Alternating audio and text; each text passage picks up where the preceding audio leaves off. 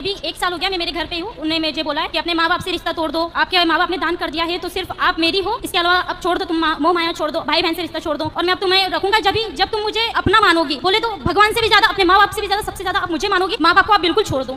तो गुरुजी ऐसा होगा कि माँ बाप को छोड़ दे, जहाँ अपन ने जन्म लिया है, जहाँ पर खेले कूदे सब कुछ हुआ और वहाँ पे अपन माँ बाप को छोड़ सकते हैं क्या? तो आप कहाँ छोड़ी हो? घर में ही तो हो माँ बाप के पास। पर वो तो ये बोल रहे हैं ना कि आप छोड़ दो, तो मैं मतलब क्या करना चाहूँ मेरे को आप ये बताइए। पति के पास कब से नहीं गए आप? 1 साल हो गया, उनके बिल्कुल फोन भी नहीं आता है, कोई मैसेज नहीं, कुछ भी नहीं। कितने साल हो गए शादी के? 2 साल 3 साल हो गए। तो 3 साल में 1 साल से आप अलग हैं? 2 साल तो उनके पास रही हूँ और 1 साल अभी पापा मम्मी के पास हूँ मैं। उनका बिल्कुल फोन नहीं आता है, बोलता है कि है ना तुम्हें घर जाना हो ना तो तुम मेरे पास मत आना। उनका फोन नहीं आता हाँ। तो आप करते हो फोन? नहीं करती मैं भी। क्यों? ऐसे तो वो कहते होंगे कि उसका फोन नहीं आता। हाँ। इसी चक्कर में साल गुजर गया। वो थोड़ा सा ईगो में रहते, बोले तो उनकी गवर्नमेंट जॉब है, उनकी गवर्नमेंट जॉब है, मुझे घर में बोले अंदर के अंदर रखते हैं। वो बोलते बाहर नहीं निकलने दूंगा बिल्कुल, मतलब घर में से बाहर भी नहीं निकलने देते। वो पूरा गाँव है, गाँव में मतलब ऐसा रहता है कि बहुत जानवर घूमते रहते। मैं कैसे रहूँ? मैं इंदौर में रहती हूँ। मैंने बोला था जानवर घूमते हैं इसलिए तो कहते हैं कि घर के अंदर रहो। कितने अच्छे पति हैं आपके, कुत्ता काट लेगा आपको, इसलिए तो कह रहे हैं घर के अंदर रहो। ऐसा नहीं होता है ना, पर आप तो कह रही हो कि जानवर रहते हैं बाहर बोल। और मार दे, कोई बैली मार दे आपको, सींग घुसा दे पेट में, फट जा पेट। अंदर ही अंदर इंसान कब तक रहेगा? अरे तो कभी घूमने जाया करो पति के ऐसा साथ। नहीं होता है ना, मर्यादा में रहते। मर्यादा ऐसी कैसी मर्यादा जो बाहर है, मतलब अपन को कहीं ले नहीं जा रहा हो इंसान, तो कब तक अंदर ही अंदर रहेगा? और सिर्फ पति कहीं घुमाने उमाने नहीं ले जाता? कहीं नहीं ले जाता था। अरे तो 2 साल हो गए, ले जाएंगे घुमाने, तो समय कहाँ दिया आपने? भाग के चली आई मायके। तो वो इसलिए आई हूँ ना मैं। तो पापा रोज घुमाते हैं आपको? जमाना लंदन घुमाने ले गए होंगे। पापा मम्मी नहीं घुमाते, कम से कम बाहर तो निकलते। ठीक है बेटा, पर आपका पूरा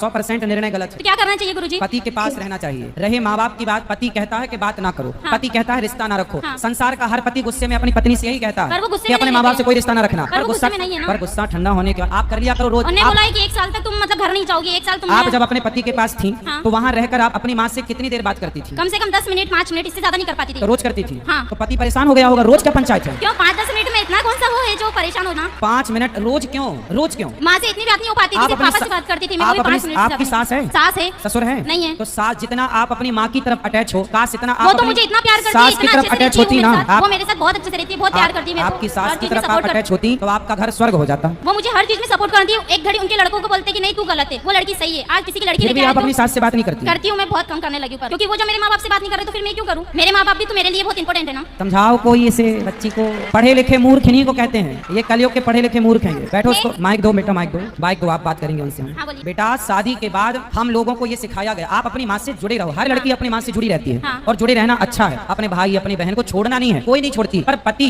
सारे रिश्तों में शादी के बाद स्त्री का सबसे बड़ा रिश्ता आप किसी और से ना होकर यदि चुनने में आए कि आप अपने माता पिता भाई बहन पति इन सब में से किसे चुनेंगे, तो एक पति व्रता नारी अपने पति को ही चुनती है। और आपने अपने माँ बाप को चुना। चलो माँ बाप जब तक जिंदा है, जब तक है तब तक तो आपका ठीक है। कल को आपकी भौजाई है आपकी, नहीं है, आने दो, सबसे बड़ी डंडे से मैं ही मारेगी। थी। सबसे बड़ी मैं ही थी। भौजाई तो आने दो, उल्टा लटका के मिर्ची का धुआं ना दे तो कहना। ऐसा नहीं करेगी, कोई है ही नहीं ना ऐसी। हाँ? कोई है ही नहीं ना। कोई है नहीं मतलब? ऐसा कोई है ही नहीं, वहाँ पर सिर्फ 2 जने तो है। कौन दो? आपका भाई नहीं है? मेरे भाई भी नहीं है, मैं 4 सिस्टर है बस। अच्छा बहन बहन हो, सिर्फ, हाँ, तब 4 सोचा कि मिल बांट के यहीं रह लेंगे। हाँ। अच्छा फिर ऐसा पति की कुछ- जरूरत आपको लगी नहीं? ऐसा कुछ कि नहीं भाई है। है, भाई होता तो भौजाई का डर होता, इसलिए मैं भाई भौजाई भी का होना भी मेरे जरूरी कान्हा जी को है। ये मारेगी, भागो। मैं भाई भी मेरे कान्हा जी को मानती हूँ और भाई मेरे पापा को भी मानती हूँ, सिर्फ ये 2 मेरे भाई है। चलो अच्छा फिर ठीक है, लेकिन पति पर कृपा करो थोड़ी, बेचारा रोता होगा। मैसेज रोज आते हैं। फिर कितना परेशान कर रही हो आप? मैसेज रोज आते हैं। इतना अच्छा पति पाके आप बताओ उसके साथ अत्याचार कर रही हो क्या आप। करना चाहिए गुरुजी? जाओ पति के पास, इस बार के करवा चौथ वही रहना, उसके लिए रखो बेचारे के लिए। अभी तक नहीं रखा, उन्हें रखने नहीं दिया। हाँ तो कितना प्यार करता है कि भूखी ना रहो।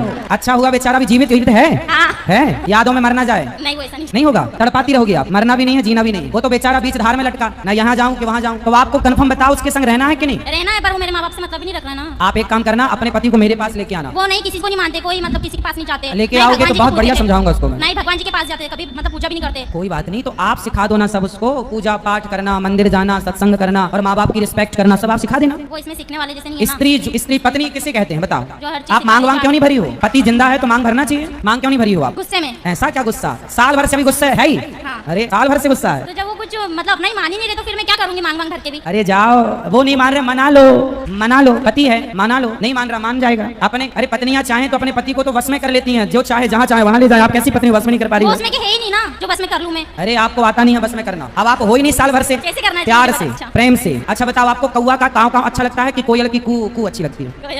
कोयल की अच्छी लगती है ना। अब कौवा भी काला है, कोयल भी काली है। कौवा काव काव करता है, किसी को पसंद नहीं, पर कोयल बोलती है ना, सबको अच्छा लगता है। जबकि दोनों काले हैं। कौवा ने आपके घर कोई चोरी नहीं नहीं की और कोयल ने आपको कोई धन नहीं दिया, आप प्रेम के मीठे शब्द अपने पति के लिए बोलिए तो सही, वो तो आपके आगे पीछे डोलेगा भंवरों की तरह। ठीक है गुरुजी।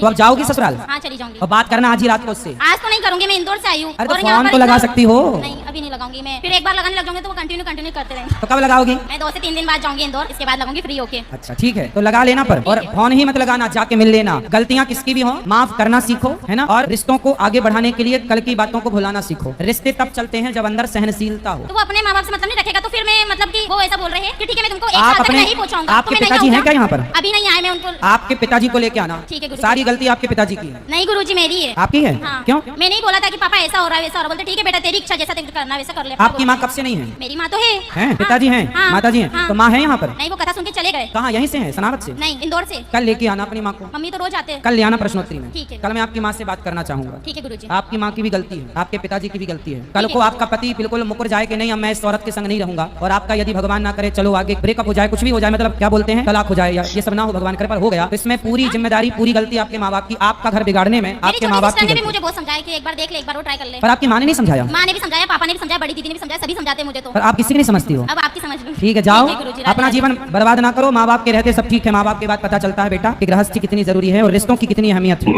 इस्लाम में फर्ज है। अल्लाह के नबी मोहम्मद सल्लल्लाहु अलैहि वसल्लम फरमाते सही बुखारी में जिल्द नंबर 7 किताब निकाह, ए नौजवानों जो कोई हैसियत रखता है शादी करने की शादी करो। मोहम्मद सल्लल्लाहु अलैहि वसल्लम फरमाते जो कोई शादी नहीं करता वो मुझ में से नहीं है। शादी करना फर्ज है। अगर हम शादी करते हैं तो अल्लाह की इबादत कर रहे हैं। अल्लाह फरमाते सूरह निसा में सूरह नंबर 4 आयत नंबर 19 में आप अपनी बीवियों से अच्छे तरीके से पेश आओ। अगर आप उनको नहीं चाहते फिर भी उनके साथ अच्छा सलूक करो। अगर हम हमारी बीवियों से प्यार करते हैं तो अल्लाह की इबादत कर रहे हैं। अल्लाह ताला फरमाते सूरह इसरा में सूरह नंबर 17 आयत नंबर 32 में जिना के नजदीक मत आओ, क्योंकि जिना एक ऐसा गुनाह है जो बाकी गुनाहों के रास्ते खुलता है। अगर हम जिना से परहेज करते हैं हम अल्लाह की इबादत कर रहे हैं। अगर हम इस्लाम में खवातीन के हुकूक वेस्टर्न मीडिया के नजरिए से, मगरबी मीडिया के नजरिए से देखेंगे तो हमें मानना पड़ेगा इस्लाम में खवातीन को जलील किया जाता है, इस्लाम में खवातीन के साथ बर्ताव सही नहीं। अगर हम इस्लाम में खवातीन के हुकूक वेस्टर्न मीडिया के नजरिए से देखते हैं, क्योंकि the western talk women's liberalisation is nothing but a disguised form of exploitation of body, deprivation of honour and degradation of soul. ये मगरबी नारा आजादी निस्वा का हकीकत में औरतों के इज्जत को लूटता है, औरतों के आबरू को लूटता है, औरतों को जलील करता है। The western society claiming to uplift the women have actually degraded her to a status of mistresses, of concubines, of society butterflies which are hidden behind the colorful screen of art and culture.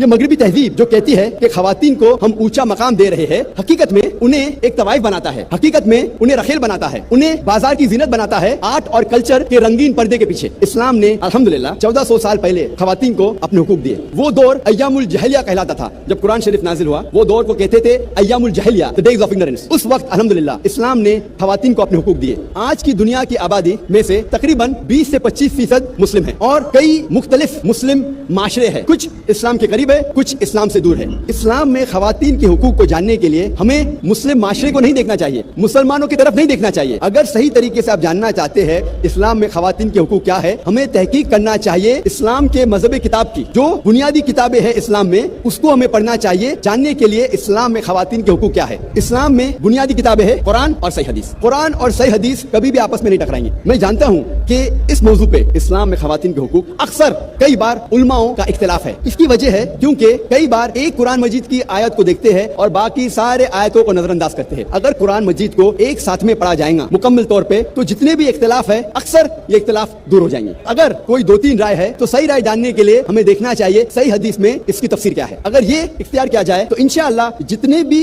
इख्तिलाफ है वो मिट जाएंगे। इस्लाम में मर्द और औरत का दर्जा बराबर है, लेकिन बराबर दर्जे का मतलब ये नहीं कि औरत और मर्द हू बहू है। औरत और मर्द का दर्जा इस्लाम में बराबर है, लेकिन उसका मतलब ये नहीं कि औरत और मर्द हू बहू यकसा है, क्योंकि अल्लाह सुब्हानहू व तआला ने औरत और मर्द को फिजियोलॉजिकली डिफरेंट बनाया है, बायोलॉजिकली डिफरेंट बनाया है, साइकोलॉजिकली डिफरेंट बनाया है, फिजिकली डिफरेंट बनाया है। जिस्मानी तौर पे औरत और मर्द अलग है, ज़हनी तौर पे अलग है। डिपेंडिंग अपॉन द मेकअप, जिस तरीके से अल्लाह सुब्हानहू व तआला ने मर्द और औरत को अलग तरीके से बनाया है उसी तरीके से उनका रोल जो है वो अलग है, डिफरेंट है। आज की इस तकरीर इस्लाम में खवातीन के हुकूक को मैंने 6 हिस्सों में बांटा है। इस्लाम में खवातीन के रूहानी हुकूक, इस्लाम में खवातीन के माशी हुकूक, इस्लाम में खवातीन के माशरती हुकूक, इस्लाम में खवातीन के तालीमी हुकूक, इस्लाम में खवातीन के कानूनी हुकूक और इस्लाम में खवातीन के सियासी हुकूक। हम पहले गौर करेंगे इस्लाम में खवातीन के रूहानी हुकूक पर। अक्सर गैर मुस्लिम को यह गलतफहमी है कि इस्लाम में जन्नत सिर्फ मर्दों के लिए है, खवातीन जन्नत में जा ही नहीं सकते, उनकी ये गलतफहमी है। ये गलतफहमी को दूर करने के लिए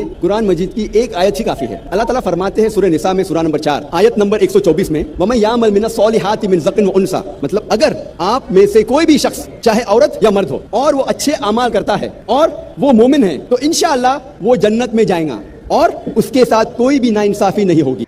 उम्मीद करता हूँ ये वीडियो आपको अच्छी लगी होगी। अगर वीडियो अच्छी लगी है तो चैनल को सब्सक्राइब, बेल आइकन को ऑल पे कर ले, हमारे आने वाली वीडियो सबसे पहले आप तक पहुँचे। मिलते हैं नेक्स्ट वीडियो में, तब तक के लिए अल्लाह हाफिज़।